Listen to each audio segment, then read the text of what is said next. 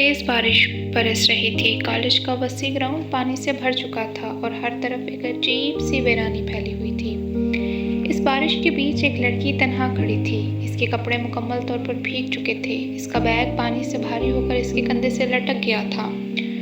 वो झुककर जमीन पर बैठती है और अपनी किताबें उठाने लगती है। वो किताबें जो बारिश में भीगकर बिखर चुकी थीं। इसके हाथ कांप रहे थे और इसकी आंखों में नमी थी। शायद वो रो रही थी, मगर बारिश ने इसके आंसुओं को छुपा लिया था। वो कभी अपने कपड़ों पर लगे कीचड़ के धब्बे साफ करती थी और कभी जल्दी जल्दी अपनी चीजें समेटती थी। सामने कॉरिडोर में कुछ स्टूडेंट्स खड़े थे जो इसे देखकर हंस रहे थे। इनकी हंसी इस बारिश से भी ज्यादा चुभने वाली थी। वो लड़की सर झुकाए खामोशी से सब कुछ सह रही थी, जैसे इसके पास बोलने के लिए कुछ भी ना हो। अचानक कॉलेज की घंटी बजी, छुट्टी हो गई थी। कॉरिडोर में खड़े हुए स्टूडेंट कैके लगाते हुए अपने अपने घरों की तरफ बढ़ गए और देखते ही देखते पूरा ग्राउंड खाली हो गया। अब लड़की वहाँ अकेली थी। वो जल्दी जल्दी अपनी भीगी हुई किताबें समेटती है और अपना बैग संभालती है और भीगे हुए बालों को कानों के पीछे करते हुए वो एक गहरी सांस लेती है। फिर खामोशी से सर झुकाए वो अपने घर की तरफ चल पड़ती है। बारिश अब भी वैसे ही बरस रही थी। दरवाजे के पास पहुंचकर वो देखती है कि दरवाजे पर ताला लगा हुआ है। वो अपने बैग से चाबी निकालती है और आहिस्ता से दरवाजा खोलकर अंदर दाखिल होती है। बारिश अब कुछ थम गई थी। जैसे ही वो अंदर कदम रखती है, इसकी नज़र पूरे घर पर पड़ती है। घर मुकम्मल तौर पर बिखरा हुआ होता है। किचन गंदा पड़ा था, चीज़ें इधर उधर बिखरी हुई थी और हर तरफ बेतरतीबी नजर आ रही थी। वो एक गहरी सांस लेती है, फिर जल्दी से अपना बैग और किताबें सामने वाली टेबल पर फैला देती है ताकि वो खुश्क हो जाएं। इसके बाद वो अपना यूनिफॉर्म तब्दील करती है और आराम किए बगैर घर को काफ़ी देर की मेहनत के बाद जब वो घर को तरतीब में ले आती है तो वो किचन की तरफ जाती है। उसके लिए वहाँ खाने के लिए कुछ नहीं था। वो किचन को भी साफ करके अपने लिए खाना बनाने में लग जाती है। भूख की शिद्दत इसके चेहरे पर साफ जाहिर हो रही थी, मगर वो सब्र से खाना तैयार करती है और बैठकर खाने लगती है। जो ही वो खाना खत्म करती है, दरवाजे पर दस्तक होती है। वो फौरन उठती है और दरवाज़ा खोलती है। सामने इसकी माँ खड़ी थी। इसकी माँ अंदर आते ही थोड़ी परेशानी और शर्मिंदगी के साथ कहती है, आई एम सो सॉरी बेटा, आज मैं खाना भी नहीं बना सकी और घर में भी बहुत बखेरा पड़ा हुआ था। सुबह अचानक मैनेजर की कॉल आ गई थी, मुझे फौरन जाना पड़ गया। उम्मीद है जोई तुम्हें ज़्यादा परेशानी नहीं हुई होगी। जोई हल्की सी मुस्कुराहट के साथ जवाब देती है, डोंट वरी मम्मी, मैंने सब संभाल लिया था। घर भी साफ कर दिया है और खाना भी बना लिया है। आप पहले फ्रेश हो जाएं और फिर आराम से खाना खा लें। इसकी माँ एक रेस्टोरेंट में वेट्रेस का काम करती थी और वो दोनों एक दूसरे की पूरी दुनिया होती हैं। कुछ अर्से पहले एक हादसे में उस लड़की के वालिद का इंतकाल हो चुका था, जिसके बाद इन्हें अपना शहर छोड़ना पड़ा। अब वो एक नए शहर में किराए के इस छोटे से घर में रहते हैं। इसकी माँ दिन रात मेहनत कर कर उसे पाल रही थी और वो लड़की भी अपनी माँ का हर मुमकिन साथ देती है। अगली सुबह जोई जब कॉलेज पहुंचती है तो वो लॉबी में अपने दोस्तों के साथ खड़ी थी। लॉबी में हल्की सी गहमा गहमी थी। तलबा अपने अपने ग्रुप्स में मसरूफ थे। अचानक सामने से एक लड़का उसे अपनी तरफ आता दिखाई देता है। लड़का दो दोस्तों के साथ था।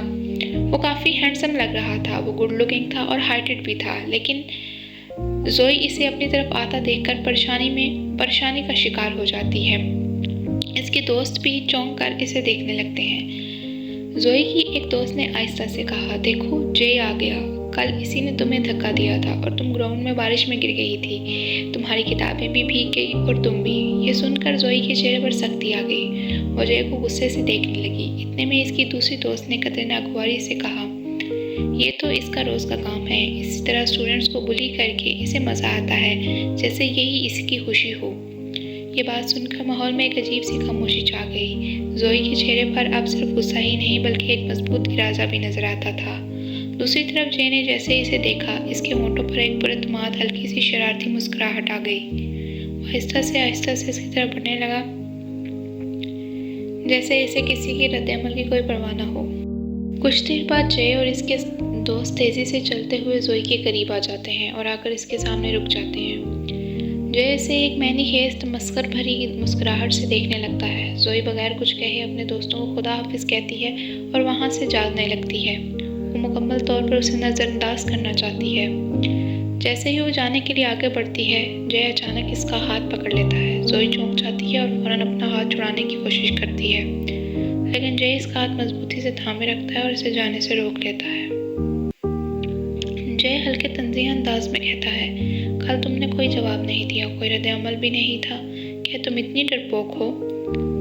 ज़ोई सर झुकाए इसकी बात सुनती रहती है, लेकिन कोई जवाब नहीं देती। वो मुसलसल अपना हाथ छुड़ाने की कोशिश कर रही होती है। इसकी बेचैनी साफ ज़ाहिर हो रही होती है। चंद लम्हों बाद जब जय अचानक इसका हाथ छोड़ देता है और सर्द लहजे में कहता है, जाओ जाओ चली जाओ। वो इसे घूर कर देख रहा होता है, जिसे अपनी नज़रों से ही इसे डराना चाहता हो। इसकी दोस्त पीछे खड़े हंसने लगते हैं, जिससे माहौल और भी बोझिल हो जाता है। ज़ोई फौरन अपना हाथ आज़ाद करती ही पीछे मुड़ के बगैर तेज़ी से भागती है। वो सीधा अपनी क्लास की तरफ चली जाती है और जैसे वो इस लम्हे से जितना दूर जा सके। जय कॉलेज का सबसे शरारती लड़का माना जाता है। वो इसी कॉलेज में पढ़ता है, लेकिन उसकी शोहरत पढ़ाई से ज़्यादा अपनी हरकतों की वजह से थी। पूरा कॉलेज इसकी शरारतों से तंग आ चुका था। वो अक्सर स्टूडेंट्स को बुली करता था, उनको छेड़ता था और उनका मजाक उड़ाता था। वो अपनी मनमानी करता रहता था, जैसे ही इसे किसी बात की कोई फिक्र ना हो। वो एक अमीर बाप की बिगड़ी हुई औलाद लगता था। तलबा इससे बचकर रहने की कोशिश करते थे। आज क्लासेस ख़त्म होने के बाद जब ज़ोई ने अपना सामान समेटा, बैग उठाया और घर जाने के लिए वो क्लासरूम से बाहर निकल आई। वो जैसे ही कॉलेज के ग्राउंड की तरफ पहुंची, इसकी नज़र सामने लगे एक हजूम पर पड़ी। बहुत से स्टूडेंट्स एक जगह जमा थे, जैसे कोई तमाशा हो रहा हो। तजस्सुस में वो थोड़ा आगे बढ़ी और अचानक झांक कर देखा तो इसका दिल धक से रह गया। वहाँ जय अपने दोस्तों के साथ खड़ा था और वो एक स्टूडेंट को बुली कर रहा था। वो सब मिलकर एक लड़के को परेशान कर रहे थे। इस लड़के के हाथ में ड्रिंक्स और खाने के लिए कुछ था। जय ने जब इससे ज़बरदस्ती खाना मांगा तो लड़के ने मना कर दिया। लड़के के मना करने पर जय और इसके दोस्तों ने इसे ज़ोर से मारा, जिसकी वजह से स्टूडेंट के नाक से खून बहने लगा। इसका बैग छीनकर ज़मीन पर फेंक दिया गया था और इसका सारा सामान इधर उधर बिखर गया था। वो लड़का बेबसी से रो रहा था, जबकि आसपास खड़े कुछ लोग सिर्फ तमाशा देख रहे थे, क्योंकि जय से कोई भी टक्कर नहीं लेना चाहता था। ये सब देखकर ज़ोई का दिल भर आया। वो इसे शदीद गुस्से से देख रही थी। वो फौरन हजूम को चीरती हुई आगे बढ़ी। जैसे ही जय ने दोबारा इस लड़के को मारने के लिए कोशिश की, ज़ोई तेज़ी से आगे बढ़कर इसका हाथ पकड़ लेती है और इस लड़के के सामने डटकर खड़ी हो जाती है। अचानक उस मुदाखलत पर जय की आंखें गुस्से से सुर्ख हो जाती हैं। वो झुलझुला जाता है कि ज़ोई को इतनी हिम्मत कहाँ से आ गई, जैसे उसकी हिम्मत पर इसे यकीन नहीं आ रहा था। ज़ोई भी पूरी हिम्मत के साथ उसके सामने खड़ी रहती है। उसकी आंखों में अब खौफ नहीं बल्कि गुस्सा और मजबूती साफ नजर आ रही थी।